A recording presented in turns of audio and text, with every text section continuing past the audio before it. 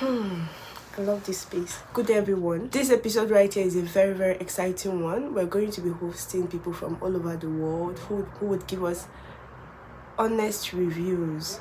Actually, students living all over the world who would give us honest reviews on their lives in their different countries. Welcome to DreamDesk Education. In this channel, we'll help you navigate all the complexities that come with relocating, living or working abroad. If you're new to this channel, welcome, and don't forget to subscribe, like, comment and engage in our videos.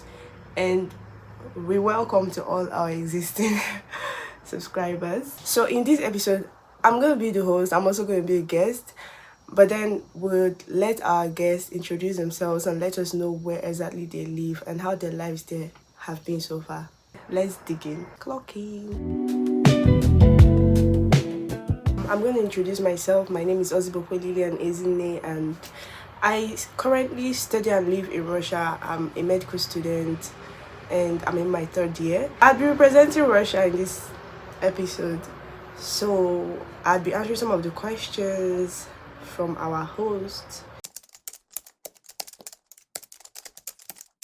Alright, it really depends on what day it is, but then okay, let me try to pick out Tuesday, because that's like a typical student life day in my life. Tuesdays, I already must have had everything prepared the day before for my classes, because like I have practicals and on Tuesday, and practicals are quite serious in Russia. Practicals for a student, they're quite serious. So I wake up, obviously. And then I go to classes. I have my practical classes. They almost always go well.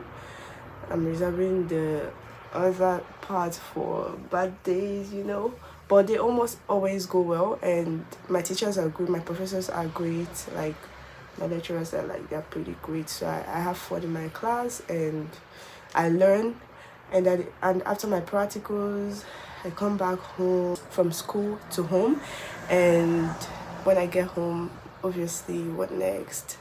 I may rest for a while, and then I have my first meal of the day. And actually, I'm thinking about it, my life could be boring.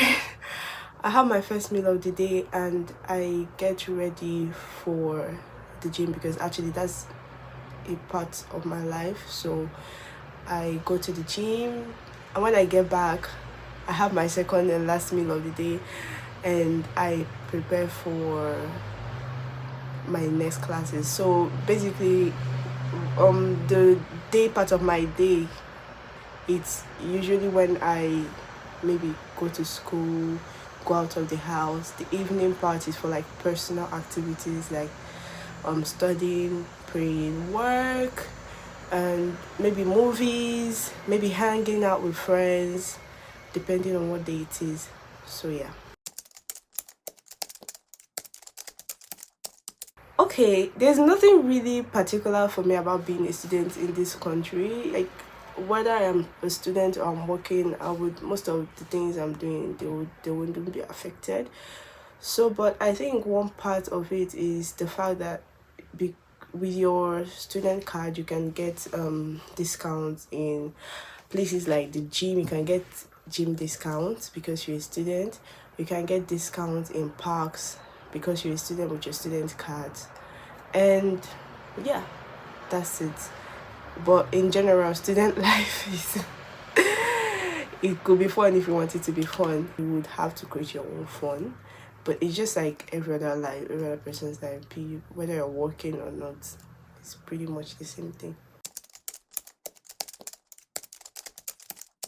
To be very honest, growing up, I used to watch Grownish, and I actually thought for a second maybe outside myself my life looks like that, but I do not think so.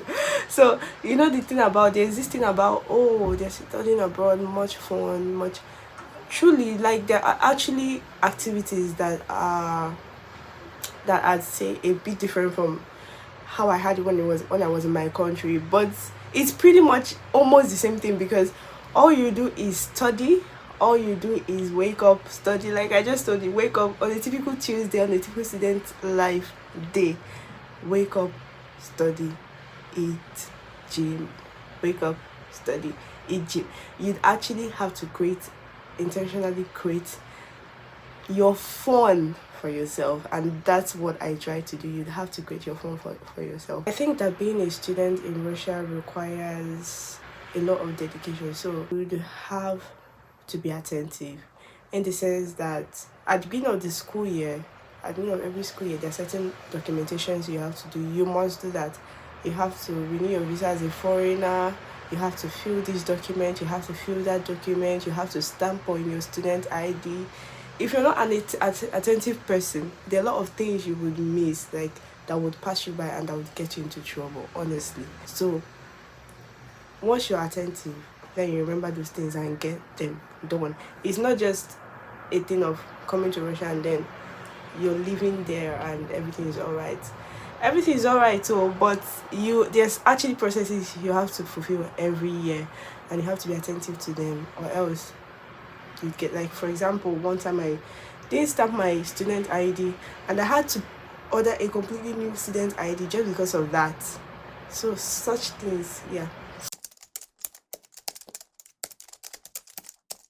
I actually really completely agree that Russia is quite affordable for students. Personally, I'd say my groceries could range 2.5 to 3K a week, and that's actually a quite reasonable sum.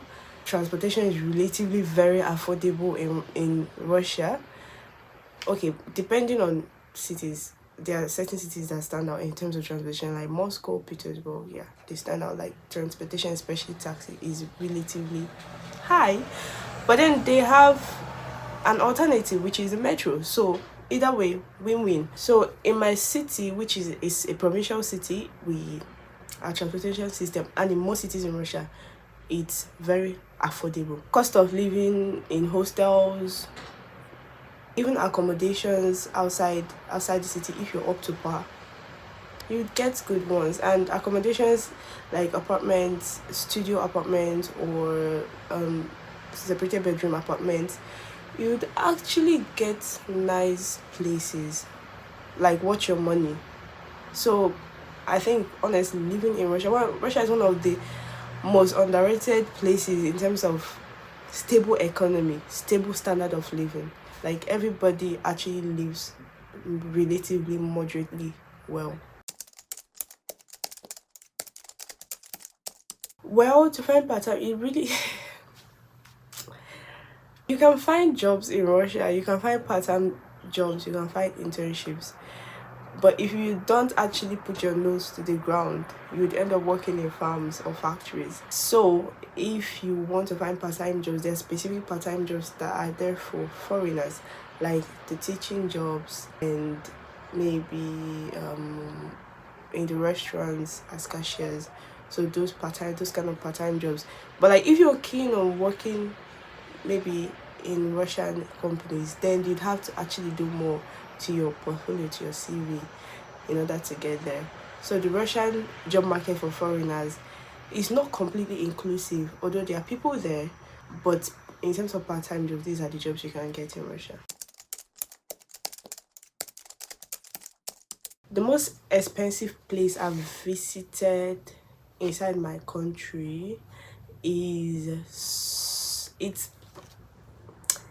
maybe between Sochi and Moscow, because Moscow is expensive on some terms, like taxi. I think just taxi, but like Sochi is a tourist center, so of course it's expensive. So between those two, and outside my country, I think outside my country, I've not really gone to a lot of places outside Russia. Qatar is actually expensive.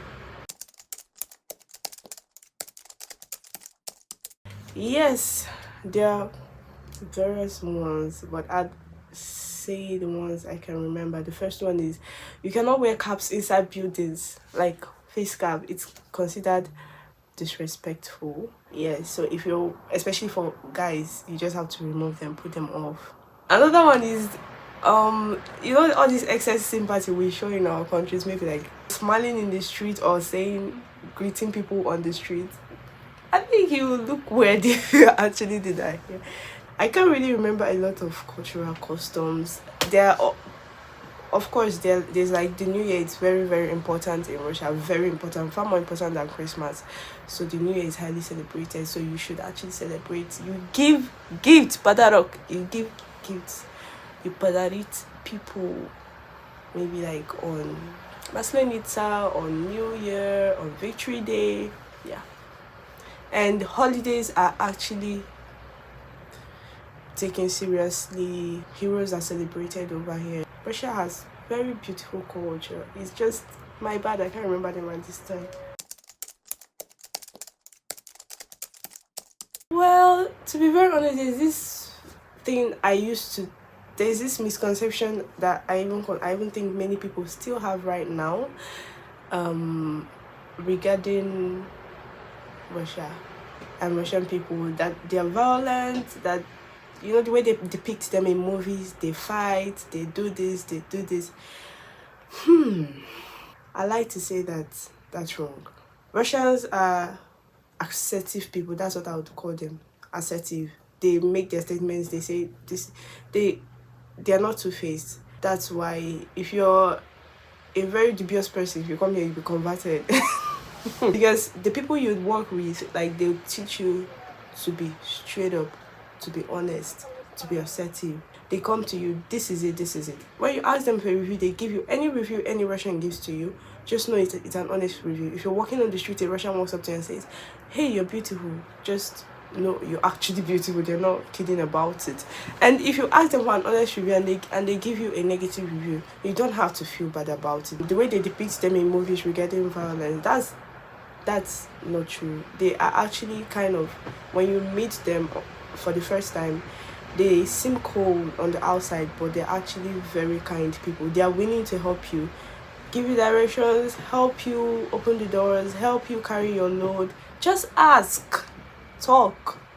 That's all. I've really met nice Russian people, and of course I've met bad ones, but they are very, very, very few. That's how I actually know that these people are nice. To be very honest, I haven't tried a lot of Russian meals. I have tried borscht, that's like very popular.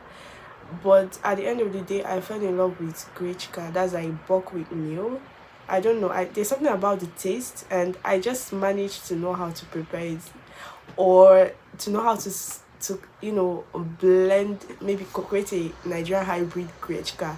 So usually when you go to Russian style over here, like their general dining, they have stuff like that here. When you go there, you find that their grechka isn't really like all that spicy, so like they eat it with sauce. But I make my like jollof rice, so it tastes really, really, really nice. I'd recommend 100%. You can try borscht if you want. I've tried 3 times. The first one wasn't really nice. It was solioni. It was salty. But subsequently, the last 2 I tried, they were actually nice. So you have to eat them with sour cream, and there's just a lot of, I think, beetroot or something inside, and it tastes pretty nice. Yeah, when you eat it from the right source.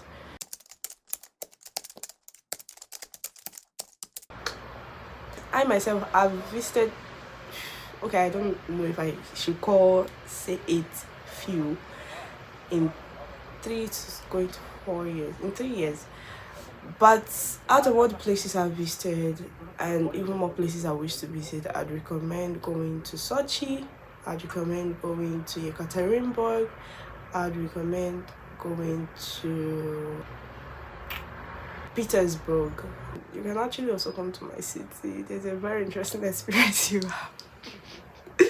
So yeah, that is all about my honest review regarding living in Russia so far. Thank you. So if you liked this episode, make sure to leave your comment, your like, and your subscription. Also share, so that this algorithm can push this to people that need it. If you have any questions, or if you have some things you like us to clear regarding living abroad, working abroad, living in Russia, living in UK, Canada, US, just send in your questions to the comment section and we'll reply you ASAP and feature your questions or your ideas in the next video. Thank you so much for watching this far, and do remember, every time, see you at Dream Desk. Bye.